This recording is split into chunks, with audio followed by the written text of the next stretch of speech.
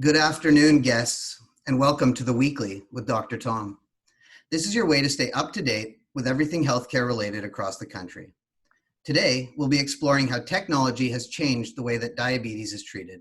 If you don't know about CGM, today you'll learn about it. There will be a Q&A session at the end of the seminar. Submit your questions throughout by using the Q&A button at the bottom of your screen. We look forward to your engagement throughout. Now, here's Dr. Tom. Good afternoon, viewers. As you know, the subject of continuous glucose monitors, or CGM for short, is dear to my heart. CGM has revolutionized diabetes care, looking for dramatically improved outcomes, in particular, the avoidance of severe low sugar, all without finger poking. These miraculous devices are still not covered by BC Pharmacare. Minister Dix, if you are on the webinar, please know that my efforts to right this situation will be unrelenting. We are very privileged today to have Dr. Bruce Perkins calling in from Toronto as our guest. Viewers, Dr. Perkins is a superstar in Canadian diabetology. What makes him so very special as our guest is not just his glittering academic career, but that Dr. Perkins lives with type 1 diabetes. He knows what the daily grind of diabetes is like and has used all the devices we will talk about today and more. And he sees patients like you in his office in Toronto. His diabetes research focuses on type 1 diabetes and has involved advanced applications of CGM, about which I'm sure he will touch today. And in the next months, his lab and our lab at BC Diabetes will begin collaborating in a study looking at treatments for newly diagnosed type 1 diabetes. Before handing the microphone over to Dr. Perkins, because some of you may be new to the topic of CGM and sensors, I will run over a few introductory slides. CGMs measure the sugar in your body juice, known as interstitial fluid, not your blood. That's why you don't need to poke your finger usually. The sensor shown here is inserted painlessly into the skin of the arm or somewhere else and lasts from between 7 to 14 days. You can buy CGMs online or in pharmacies, and they cost between $7 and $12 per day.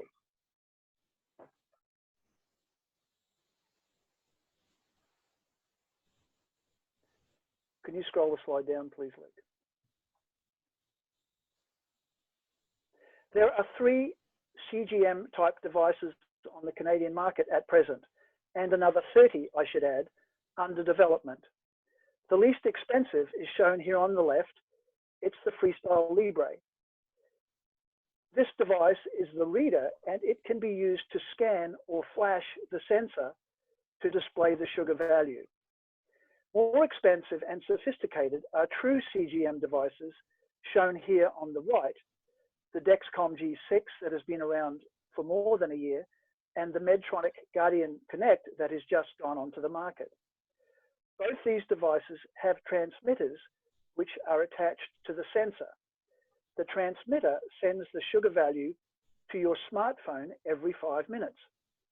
You can set alarms on your phone to warn you if your sugar is going too low or too high, and they can be connected to insulin pumps through your smartphone or a separate device. The Freestyle Libre can be converted into a hybrid CGM by buying hardware add-ons.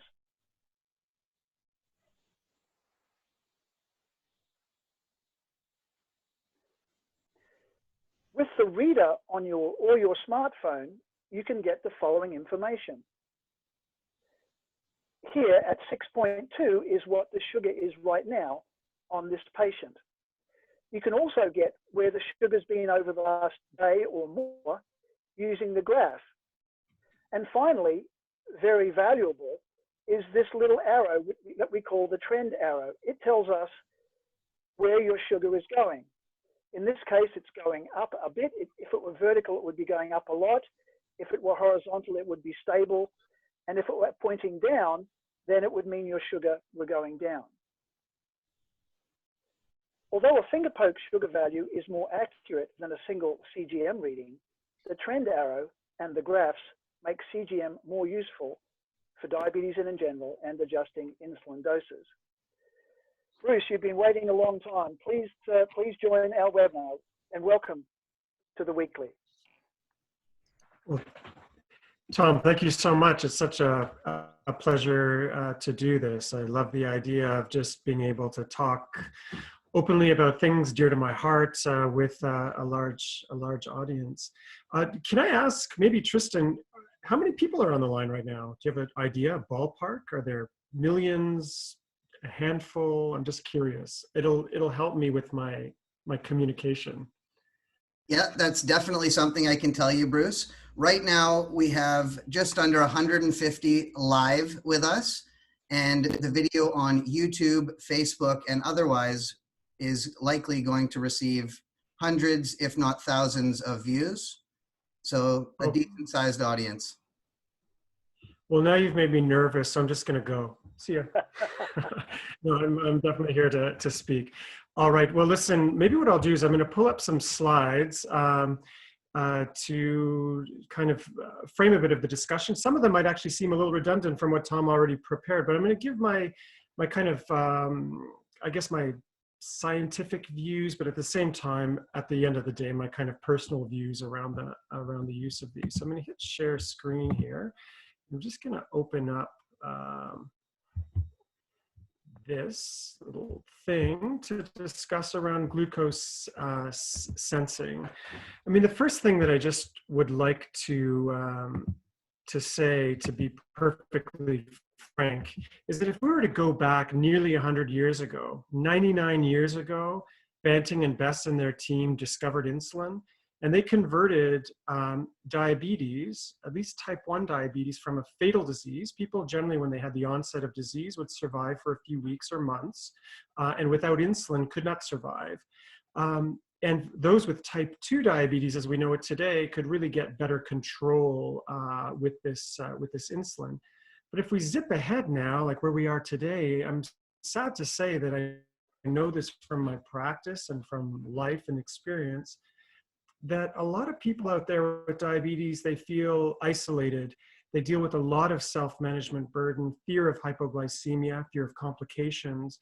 And, you know, some of those burdens come from having to test blood sugar, the fear of not knowing where they are and having the confidence to get through a day with a much greater appreciation of what blood sugars are moment by moment.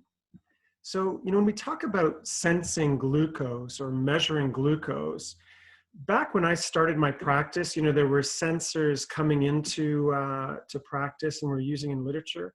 And they were said to be kind of like a surveillance video, that like a finger stick reading was so accurate and so perfect. It was like a perfectly in focus, beautiful Nikon camera image. And by comparison, a sensor would give a reading every 5 minutes, but each one of those readings was not accurate. It was like a fuzzy surveillance camera image. But because you're getting many of them, it had the benefit of showing directionality. So, you know, maybe your sugar is actually 7, but the sensor is saying that it's 6 or 5, but it's showing you that you're stable or rising or dropping. That was the real benefit of it. What I'd like to do right now, because a lot of you might have heard this idea that a sensor is kind of a messy, inaccurate reading, and a finger stick is like this perfect reading. And in fact, someone already asked on the chat, like, which is most accurate. The bottom line is that this is no longer true.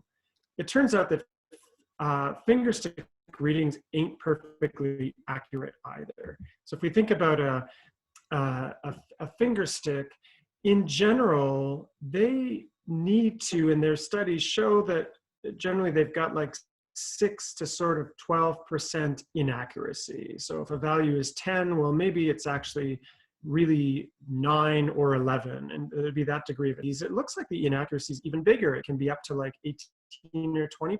So a value that is actually 10, your finger stick might say 8 or 12. Now, on average, they'll be right, but individual levels, they're not perfect either. And you know, those of you with diabetes who are on drugs that can cause a low sugar, like insulin or sulfonylureas, you know that when you get a low sugar, sometimes you feel low, but your reading just says that it's 4.5, which technically does not hit that 3.9, but you kind of know that you are. And so we calibrate to symptoms. We recognize that the number from these finger sticks aren't perfect. As it turns out, the average error for these sensors now that Tom discussed is around the same ballpark, like around 9 or 10% on average. Now, individual readings in a day can be more inaccurate, just like finger sticks can be, but they're roughly the same. So I feel like we need to let go of this notion that we always have to rely on the finger stick, because if you look at a sensor and a finger stick reading, they'll be different, but it's because they're both kind of inaccurate from the true value. I hope that makes sense. So then let's look at, here's an example. I deliberately chose a big complicated graph that comes from an insulin pump user who's using that sensor that Tom showed that works with the pump. This is by Medtronic. And this is like beautiful to be able to see this pattern. I can see overnight when they're not, in fact, I'll zoom in on this, when they're not eating, and I know they're not eating because it shows me down there the insulin level, and I know it's quite low. While they're not eating, you can see their sugars are like rock stable, like just stable through the night. So this person can trust that the insulin they're getting during the night from their pump generally is holding their sugars stable. And then I can see eating meals during the day, the sugar rises gradually over the course of the day. So this is someone who would know immediately from looking at this, they just need to get a bit more insulin with the meals they're eating. Or if this happened to be someone with type 2 diabetes who's on medications, it might mean that they need stronger medications to cover meals, or might need show that they need insulin. So that it kind of shows the picture beautifully. So let's just, that was the Medtronic sensor, just to give you an idea of some of the logistics of it. They've mostly pump, even though they do have a standalone sensor that works with a phone that can just show someone their sugar levels. Mostly so far, they've just been marketing the one that works with a pump. You have a sensor that you put under the skin. It lasts for 7 days, and then you have to clip onto it this transmitter and then tape it down, as you see here. And then it can communicate with the pump. The beauty here, and I'll finish with this later, is that it gives the opportunity for some decision-making about insulin delivery to be made by the pump rather than always to the person.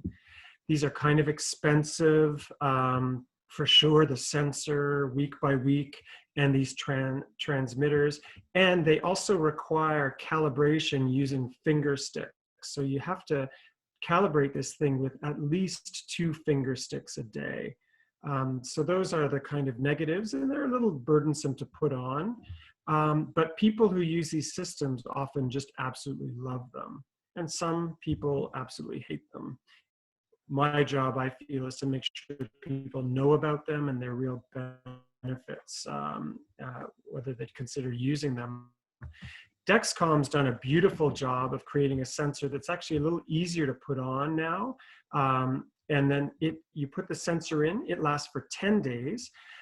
You click a device that you buy from Dexcom, or an app on your phone, or your watch, for example, or with a couple of pumps that are available in Canada. One's called, actually with a tandem pump, it'll communicate with it. And in fact, there's a little algorithm for preventing hypoglycemia.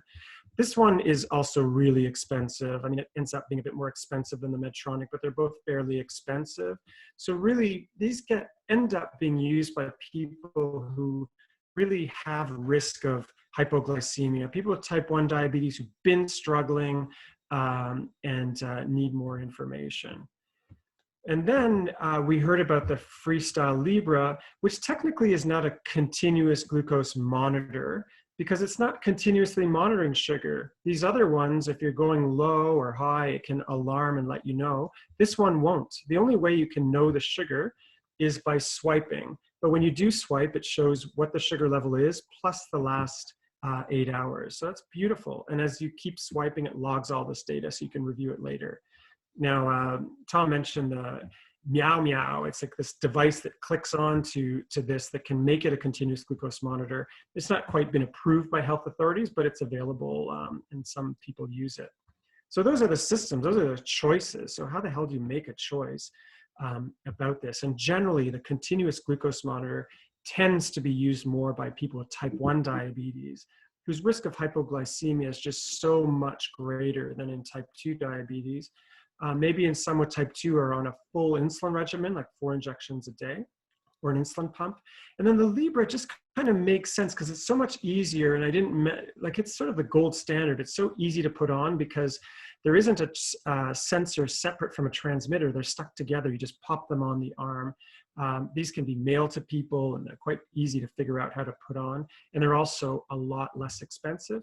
And like the Dexcom and unlike the Medtronic, they don't require calibrations with finger sticks. So that takes away some burden as well as expense. And, to me, above and beyond being like easy to put on, you want to be able to communicate stuff with your physician and see, and your team and see the results yourself. And so there's a device that I'm showing here that you can use, but you can also use a phone app, which shows these really nice reports. Here's someone who's got a dip in their sugar overnight, but they wake up with great levels. But once they start eating breakfast, it goes up and stays up all day. This person could just work on handling breakfast a little better, for example.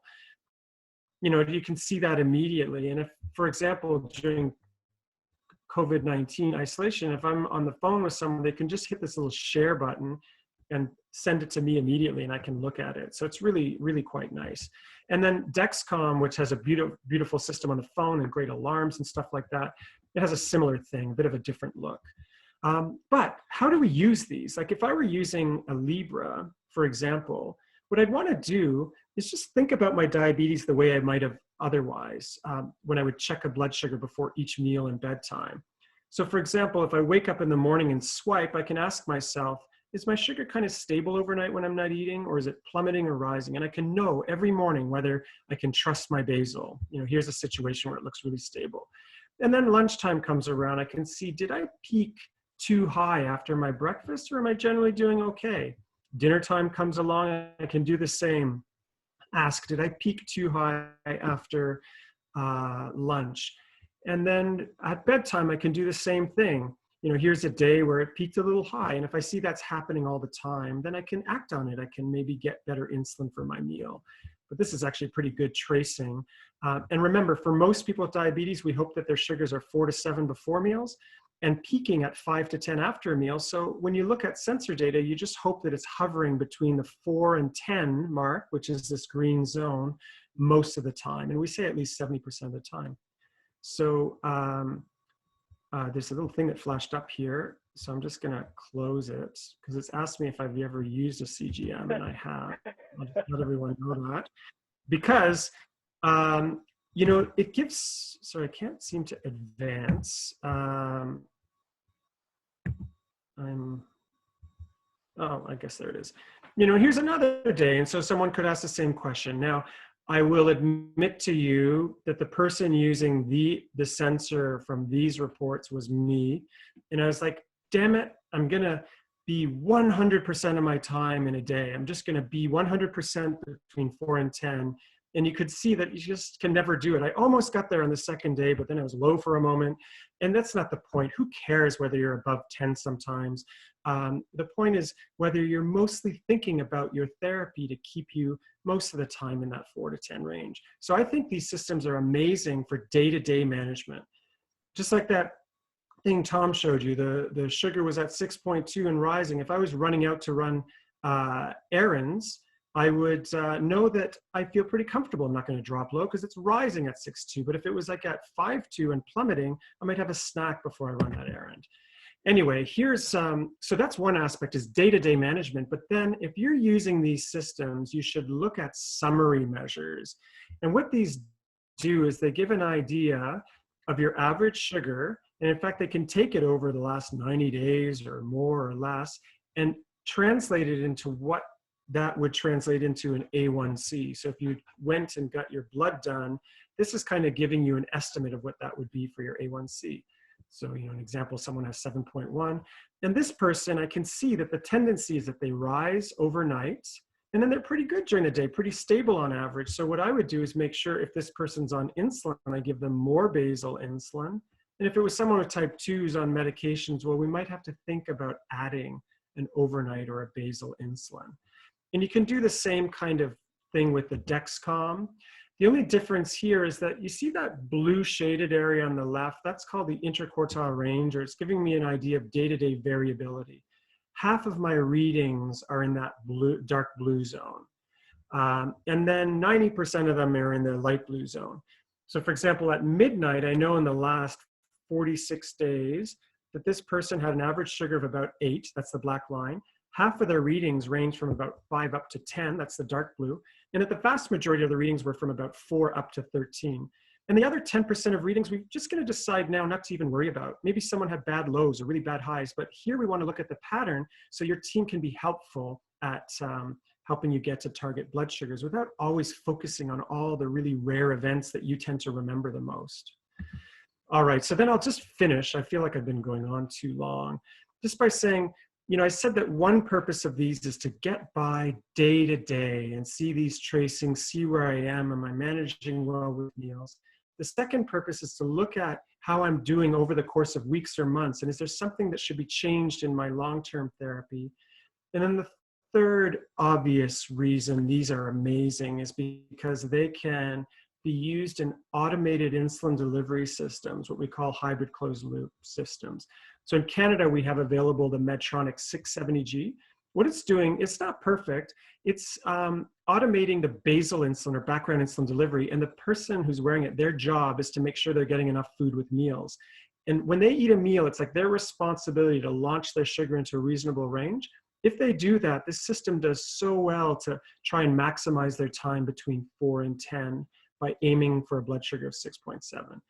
But you have to maintain the device, and you got to be really good with food bolus estimation, but it can be really, really nice and helpful for people to get to an A1C of 7%. But we also have available these hacked systems. I won't get into too much detail, but these are where they were not approved by Health Canada like the Medtronic was, but people out there who care about people with diabetes and have engineering skills, they've pieced together devices that kind of serve the same purpose. So I have some patients on these. They tend to be really, really smart people who do a lot of troubleshooting because they're tough to use. And then there's a bunch coming out. The tandem pump that's available in Canada, it will have an algorithm that's like the 670G, maybe a bit better in some ways. And I'm hoping it'll be available in Canada in the next year, and it will work with the Dexcom. Omnipod, that pump, which I think you guys use the most in British Columbia, I think, hybrid closed loop system. And then there's even really fancy things like Beta Bionics have developed a dual hormone pump. You see there's 2 chambers. One holds insulin, but one holds glucagon. So if the sugar is dropping very rapidly or very low, the system can give a little safety dose of glucagon to try and raise the blood sugar. So I hope that gives you a good sense of glucose sensing and how we use them to get through day by day, and also some future uses for them. So I'll turn that off and stop sharing my screen, or maybe Tristan, you can help me, or Luke, help me stop sharing my screen. Perfect. Was that useful, Tom? Do you think that was useful, or was that just too obscure? No, well, I think it was fantastic, Bruce. We both think alike, and it's great to hear somebody else saying what I think. So, no, I think it was most helpful to the viewers.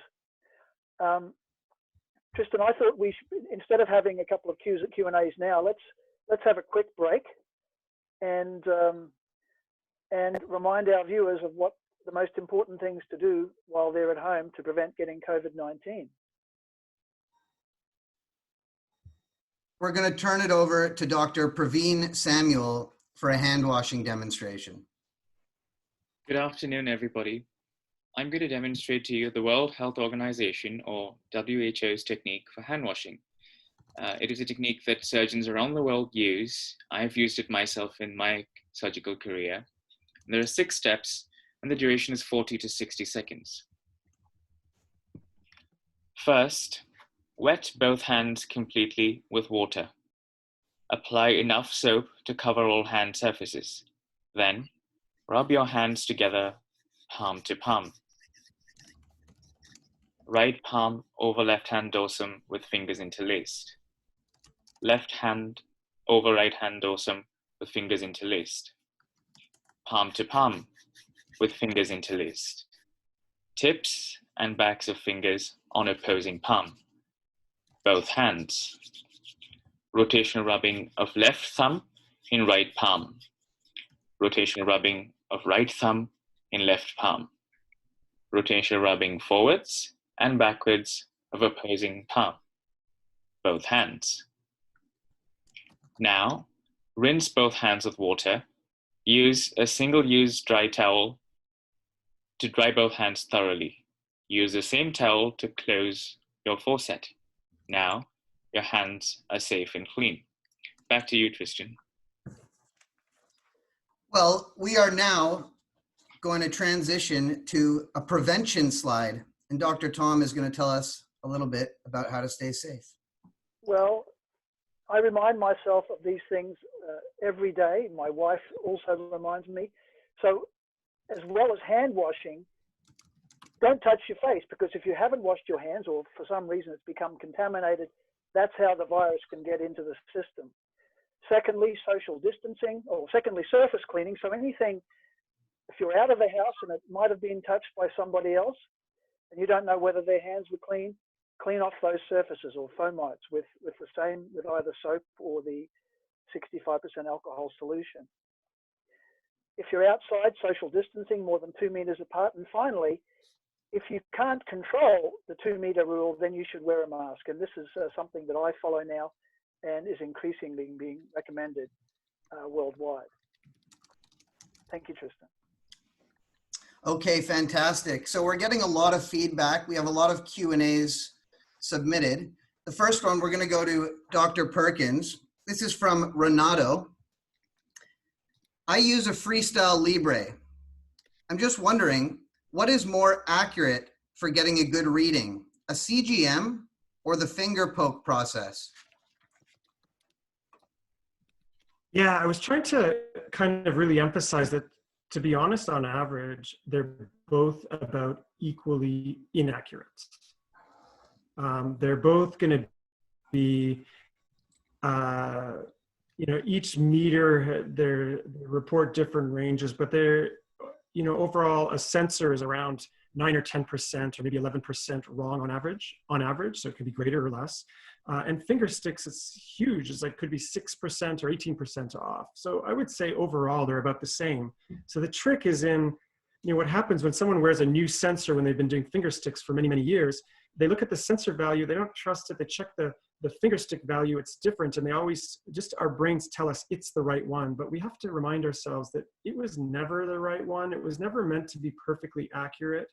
It was just meant to be a general guide. And these sensors act about with the same amount of overall accuracy as the finger sticks. So neither is more accurate. So in my mind, it's nice when you get to just pick one and not always stress out by looking at two numbers, because that creates a bit of stress, at least for me. Okay, thank you. The next question is for Dr. Tom, and it's from Suki. Cost has been an obstacle for me getting on CGM. How many provincial governments in Canada pay for this? Well,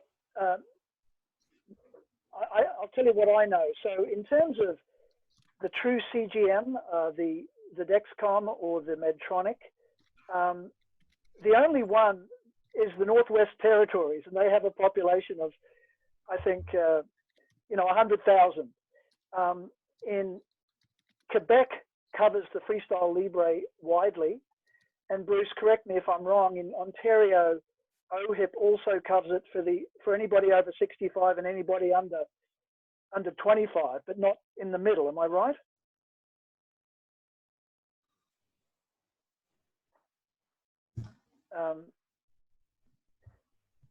Luke? Yeah, that's just specifically for the Flash, the Libre.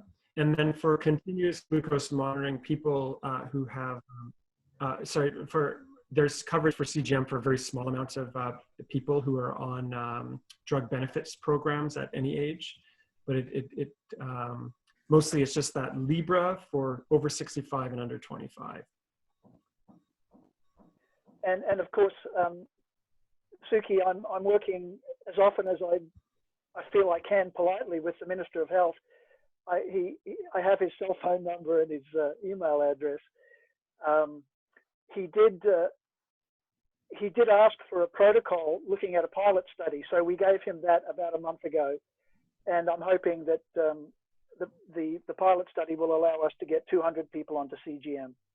So I'm looking forward to hearing from him on that subject. Okay, thank you. The next question is from Adam. I'm using the Freestyle Libre, which I find to be an awesome device. But if I apply pressure to the sensor while I'm sleeping, it appears to affect my readings. Dr. Perkins, why is this? Right. So actually, this is not unique to the Libre. It's a problem with any sensor under the skin. So the idea, it's called pressure artifact, or it means that when there's pressure applied for a while, the normal flow of that, what did you call it? Tissue water or body fluid, or what we call interstitial fluid, the fluid kind of bathing the cells under our skin. It's not flowing as much. And so it actually the glucose level can decrease a bit. So it tends to show a false low blood sugar. So this is a bit of a problem. You got to take, if you see during the night that a tracing's gone down and kind of back up again, you have to take that with a grain of salt. That might just be that you've rolled over and then rolled off of it. So that's one of the problems with all of these, not just the Libre, all of these sensors. Okay, thank you. Next question is for Dr. Elliott from George. Is CGM effective for type 2 diabetics? Oh, good question, George. You know, if it were covered by the provincial formulary, then we would recommend it for every person with type 2 who was on multiple shots of daily insulin, as Dr. Perkins described.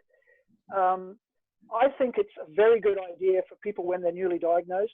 Bruce, at BC Diabetes, we give a new Libre to every patient if they can't afford it themselves, just as a guide to how they're doing with diet and exercise, and as to whether they're going low with sulfonylurea. So we find it extremely instructive for lifestyle therapy. So George, yes, I think using a Freestyle Libre for sure, because it's the least expensive, is a very good idea with newly diagnosed diabetes. Using it occasionally just to get a good see what's happening overnight and after meals if the person's not testing very often. But CGM for all type 2s is a bit of an overkill unless they're on not multiple daily shots of insulin. Bruce, yes. Just in mind if I add to that, is that what I was going to say is that I think that's such a great idea what you're doing, because if you think about it, let's say you're newly diagnosed with type 2 diabetes. The idea is that you need diet, exercise, and maybe some medications, but certainly diet and exercise. So let's say you're just starting with diet and exercise. The key thing about whether you're going to do well over the next years or do terribly is whether you're able to sort of adjust to that diet and exercise. So for example, if I'm wearing a sensor and just with diet and exercise, and I see that every day after dinner, my sugars go sky high, then I know that, and I know I can do something about my dinner. Maybe I'll have less carbs with dinner and have more at lunch or breakfast, and I can adapt to that and see whether I can smooth that out using my own abilities with diet and exercise. And if I can't, I can go to Dr. Elliott and say, damn it, even when I'm eating virtually nothing at dinner, I see these big rises during the night. I know I need more medication. So I think that's honestly, it seems like money spent at the wrong time, but realistically, it's money spent at a time that could set people on the best possible path in their diabetes management. Okay, thank you. The next question is from Brenda. I only test once per day, and that's all I need to do. Are there still benefits to using CGM? I know it's more expensive than a finger poke. What are your thoughts, Dr. Perkins? Yeah, so did I hear that correctly? You test twice. Actually, Tristan, I'm so sorry. Do you mind just repeating quickly the question for me? And anyone Certainly. else kind of phasing out for a moment? From Brenda. I only test once per day because I think that's all I need to do. Are there still benefits to using CGM? It's more expensive than a finger prick. Right. Yeah, so that all depends, okay, so why do we need to monitor sugars? So for example, someone who's with diet and exercise, just monitoring sugars at all, the purpose of it is not to see if they're going low or not. There's no risk of going low. There's no medications that can cause it. It's to see whether in general they're meeting patterns that fit with good diabetes control so they don't get complications. So doing some monitoring is useful there. So if I'm always going high after dinner, I could figure that out with a finger stick. So for example, if you test once a day or once every 2 days, as I would have someone on diet and exercise, I ask them not to always check at the same time of day. Why always know that it's breakfast, before breakfast is perfect? Know sometimes before lunch or before dinner or at bedtime. So as a few weeks go by, you can look back and ask yourself, when are my sugars on target and when are they not? If they're always on target, awesome. But if they're always running, let's say, high at bedtime, you can adjust diet or maybe go for a walk after dinner, see what means you have for controlling that. So in that line, the continuous glucose monitor just gives a much fuller answer immediately. If you can see over the course of a week or two, and when I say continuous glucose monitor, I could, Libre as well, the flash monitor, will just really show you with certainty how high, when's it at the peak blood sugar, how high does it really get, for how long, and this can really illuminate kind of what you need to do around your diabetes. So I would say maybe not constant use because there isn't a need to survey for hypoglycemia, but intermittently, like we were just talking about. Now, if you happen to be on insulin therapy multiple times a day and are only checking once a day, well, things are probably not working well. Probably don't have a good sense of your patterns of sugars. So for finger sticks, you would at least need to do before each meal and bedtime to understand those patterns.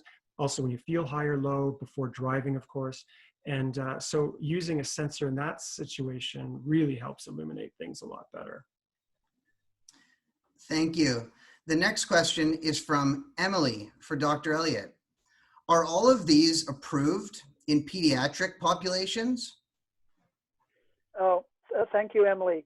I'm aware that the Freestyle Libre is not approved in pediatric practices. One can speculate on why that's the case. If I had a child, I would be willing to use the Freestyle off-label for my own child.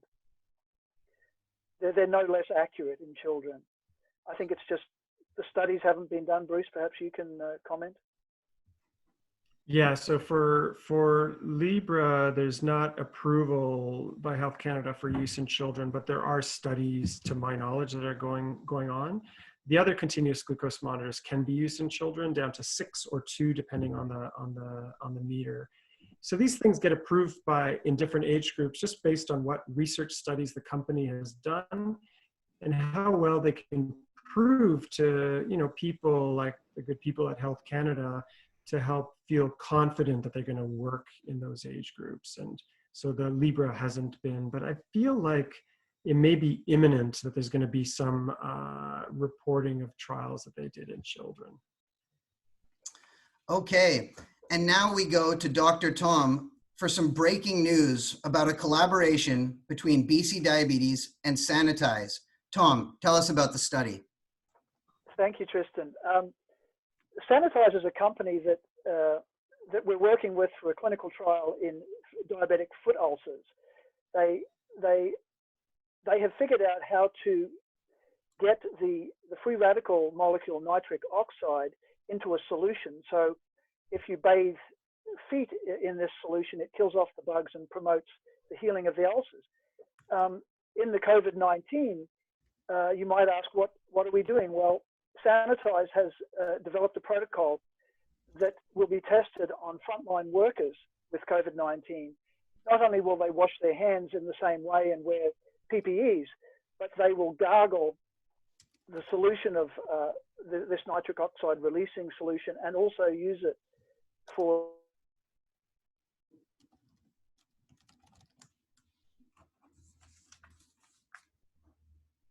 the idea being that if any viral particles get in, they can get killed off before they set in. So this study is about to be launched, and we're very excited that it'll be happening here in Vancouver. Fantastic. The next question for Dr. Perkins is from Art. I put my sensor on the bottom of my bicep area as per the box instruction. I noticed the pictures on the webinar, the sensor is on the outside of the arm. Is this okay? And does it matter where we put it? Yes. So if we're talking about the Libre sensor here, it's meant to be put on the outer or back of the arm, as you describe, under the bicep, but it can be in this whole kind of area. The other continuous glucose monitors, so Dexcom and Medtronic, they were initially designed to be worn in the abdomen, but there are studies that show that they're just as accurate, if not more on average, a bit more accurate even in the arm. But for now, the Libre is meant to be in the arm as you described, but it's not meant to be at an exact area. The other thing is, as you put them on every 2 weeks, you would like to kind of change the area. So you're letting an area with the small needle that's gone in, let that heal. Thank you. Dr. Elliott, when there is moisture, how well sealed is the sensor against my skin? That's a good question, and I guess I'm going to try to guess where you're going with the question. Number one, Dr. Perkins has addressed the question of accuracy a couple of times, and I think we should generally be reassured about accuracy. So Bruce, perhaps you'll comment later on values under 5 and how accurate they are with CGM and flash. The other question really is, what about irritation under these sensors? And that is something that is more common than the manufacturers report. So we've tried, if people get recurrent sensitivities, then we recommend they change brand. Some people can use a topical glucocorticoid, a cream from their family physician to reduce inflammation. And then we've also tried applying some thin film underneath with a tiny hole under where the sensor would go, the tiny hole corresponding to the point where the Teflon needle is inserted. So we've tried all of these things to avoid the inflammation. I can't comment on moisture specifically. Bruce, perhaps you would comment on that as well as the less than 5 question. Yeah, I would say like all of these have been designed pretty darn well for most people to stay on well. And that would include the Libre that I think we were just talking about. But I just find that there are some people, they just really struggle with them falling off or getting knocked off. That's just the reality. And that's where we go to these solutions like putting some over tape, et cetera, especially if you're going to be doing activities that are, with more water, et cetera. But one thing I would just say with any of the sensors, just always day by day, just keep an eye on the edges of the seal. As they start to lift, that only gets worse. And so you can kind of push them back down or even put another kind of form of tape over top. That would be my only advice around that. And if I could add one thing too, that stopping them falling off, there's nothing, don't be shy. Use duct tape or whatever you can get your hands on. You can actually buy little physical plastic clips for the Libre that can help. We like Tegaderm because it's clear, but duct tape works as well.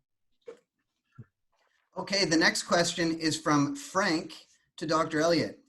Could you give us your thoughts on CBD oil for type 2 diabetics. Recently, there's been many postings about the positives of using CBD oil. Is there any science behind it? Okay, well, that question, CBD is you know, a cannabis product. Bruce, we're the home of marijuana in Canada. There's a store on every block. I don't know what it's like in Toronto. It's similar. We have been approached to do a clinical trial with these cannabinoids, and we're very interested to answer the question scientifically.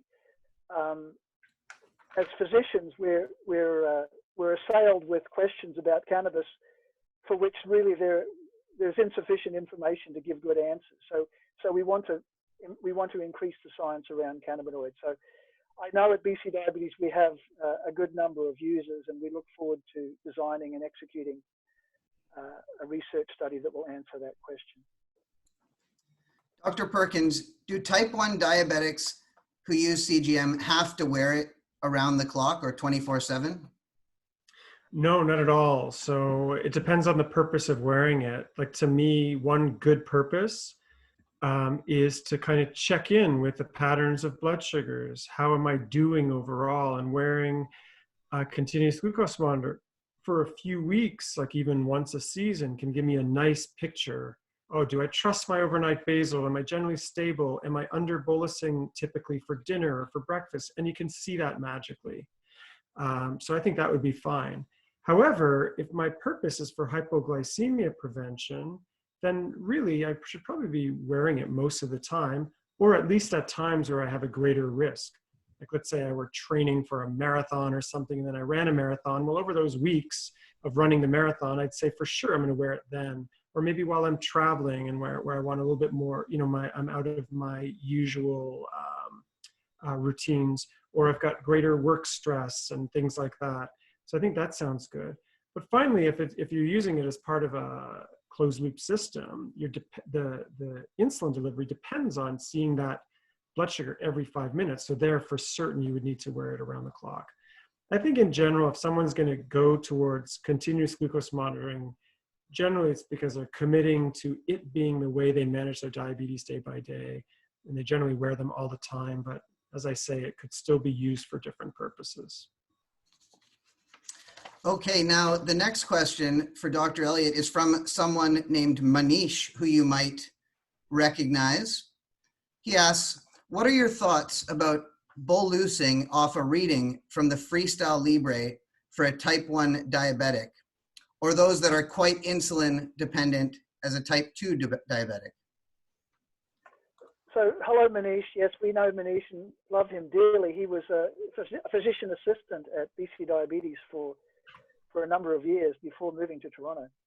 Well, I feel, I'm happy about the accuracy generally with these devices. So I would be happy to bolus based on a value, particularly when we've got a trend arrow that's going to modify our choice. So for instance, if we're trending down and we're going to give a bolus, we'd give less than we would otherwise. If we're trending up, we would give more. So I'm happy with that, whether it's type 1 or type 2. Thank you. So we have time for one more question before we get to the end of the show and the monologues. From Patrick. I'm in the process of obtaining pre-approval from my insurance company for the Dexcom G6. Dr. Perkins, do you have any hints or tips to get approval? Yeah, good question. So, yeah, not being so familiar with processes in British Columbia, maybe I shouldn't even be speaking, but essentially, yeah, is it the same? You know, essentially what I have found for private insurance, because that's the only people who one would apply to in Ontario, there aren't any public coverage other than for those few people on Ontario drug benefits, the support, Ontario Disability Support Program, I'm sorry, I should call it that. Outside of those, for the private insurers, it's basically whatever policies they have. So first of all, having type 1 diabetes generally I've found, at least in the last year or two, is usually enough. So if they have a program that's going to cover it, having a type 1 diabetes diagnosis usually clinches it. And I just say that generally, I've seen a big change in the last few years, that right now there's a lot more coverage of these. In fact, people that we applied for coverage, a year or two ago, I'm encouraging them to do it again. And my strongest advice here is involve the company whose sensor you're wanting to buy, because they have mechanisms to communicate well with the insurance companies, and then they send information for us to provide. But it's really good to have them through their usual mechanisms do it. Certainly don't plan on calling an insurance company and just asking over the phone. I've always found that those answers are inconsistent with the final answer. And my last point, and I actually dealt with this experience personally, is that even when you think you've been rejected by your insurance company, it's worth being certain. So for example, I applied for sensors. My insurance, happens to be my wife's insurance, sent an email saying that the claim was not accepted. So I thought that was pretty clear, but my wife decided to call, and it turns out that we were just asking whether any future invoice would be accepted, but because there wasn't a current invoice, the language they used was like not accepted. Whereas had I given an actual invoice for one I had bought, they would have covered it. So I've just been coaching my patients to make sure to use the company, and when they get an answer, to confirm it by phone. I hope that's helpful. That's very helpful. Now, before we go to Dr. Tom for his closing monologue, we'd like to tell all the guests about our Weight Loss Together program that will be launching on May 1st. If you're interested in receiving more information, you can email Luke, whose email is on the slide. Now to Tom for his closing monologue. Bruce, it's been fantastic having you on the show as a tag team. Viewers, thank you for all your questions. I know that many are still unanswered, and hopefully we can get to them after the show. At least I can, Bruce. You're off the hook now. Thank you for staying for the full hour. I should remind the viewers that our website, bcdiabetes.ca, has a handout section that is extensive. Go to bcdiabetes.ca/handouts, and in the search window, start typing CGM pumps, insurance, pharmacare.